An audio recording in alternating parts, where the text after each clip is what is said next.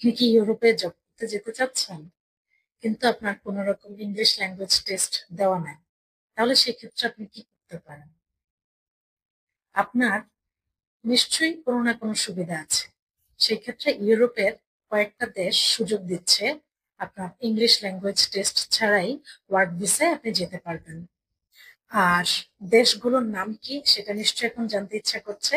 অবশ্যই বলবো কোন কোন দেশ, কাজ কি কি, সুবিধাটা কেমন, আপনার প্রসেসিংটা কি, সবকিছু নিয়ে আলোচনা করব। তবে আমাদের সাথেই থাকতে হবে।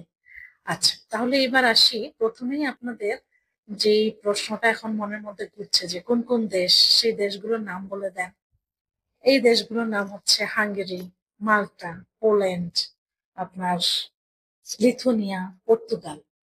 এখানে আপনার কিছু কিছু কাজ আছে, যেমন ম্যানুফ্যাকচারিং কাজ, ফার্মিং রিলেটেড কাজ, এগ্রিকালচার। এরপরে আপনার হচ্ছে আনস্কিলড যে যে কাজগুলো প্রয়োজন হয়, সেগুলো কিন্তু এটার আওতায় আসে। আপনার কেয়ার গিভার প্রোগ্রাম, সেগুলো কিন্তু এটার আওতায় আসে।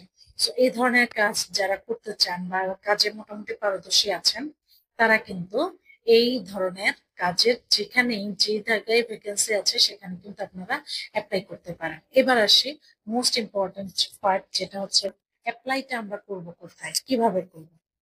অ্যাপ্লাই করার জন্য আপনারা প্রথমে এই দেশগুলোর বিভিন্ন কোম্পানি আছে যেগুলো খুবই রিনাউন্ড, এই কোম্পানিগুলোর ওয়েবসাইটে যাবেন। ওয়েবসাইটে গিয়ে সেখানে আগে দেখবেন যে আপনারা এখানে কোনো ভ্যাকেন্সি আছে কিনা। যদি থাকে তাহলে সেক্ষেত্রে সেখানে আপনারা অ্যাপ্লাই করবেন। অ্যাপ্লাই করার পরে তাদের সাথে প্রপার একটা কানেক্টিভিটি আপনারা মেনটেন করবেন। যখন দেখবেন তাদের সাথে কানেকশনটা মেনটেন হয়েছে, তারা আপনার সাথে যোগাযোগ করছে আপনার এই প্রোফাইলটা দেখার পরে, দেন একটা হয়তো ইন্টারভিউ নেবে। ইন্টারভিউর পরে আপনারা কিন্তু 50% বলতে পারেন যে আপনার ইন্টারভিউটা যদি ভালো হয়, আপনি 50% ধরে রাখতে পারেন, ইনশাল্লাহ আপনার এখানে চান্স আছে। সুতরাং যদি আপনি এই ধাপটা প্রথমত হচ্ছে আপনার অ্যাপ্লাই করবেন, আপনি আগে প্রথমে বাছাই করবেন। বাছাই করার পর আপনি অ্যাপ্লাই করলেন, অ্যাপ্লাই করার পর তাদের সাথে কানেকশনটা করলেন। এরপরে হচ্ছে আপনি ইন্টারভিউতে বসলেন।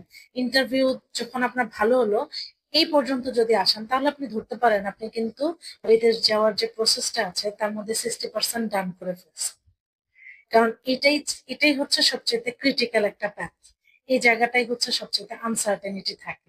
তো এটা যখন আপনি পার করে ফেলবেন, তখন আশা করা যায় যে ইনশাল্লাহ আপনার কাজটা অনেকটাই আপনি এগিয়ে নিয়েছেন।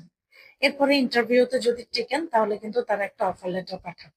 দেন সেই অফার লেটারটা আপনি হচ্ছে ধরে আপনি হচ্ছে ভিসার জন্য অ্যাপ্লাই করবেন। তখন আপনার মেডিকেল লাগবে, আপনার পুলিশ ক্লিয়ারেন্স লাগবে, অন্যান্য সমস্ত ডকুমেন্টস গুলো আপনার তখন লাগবে। তারপরে আপনি এই সমস্ত কিছু দিয়ে আপনি কিন্তু প্রপার ওয়েতে ভিসার জন্য অ্যাপ্লাই করবেন। ভিসাটা যখন আপনার হয়ে যাবে, ভিসাটা হয়ে গেলে তখন আপনার বিএমইটি তে যাবেন। এরপরে আপনি হচ্ছে গিয়ে ফ্লাইটের জন্য আপনার যে টাকাটা যাওয়া, সেগুলি করবেন। এইভাবে কিন্তু আপনার এই ফুল প্রসেসটা স্মুথলি আপনি করতে পারবেন।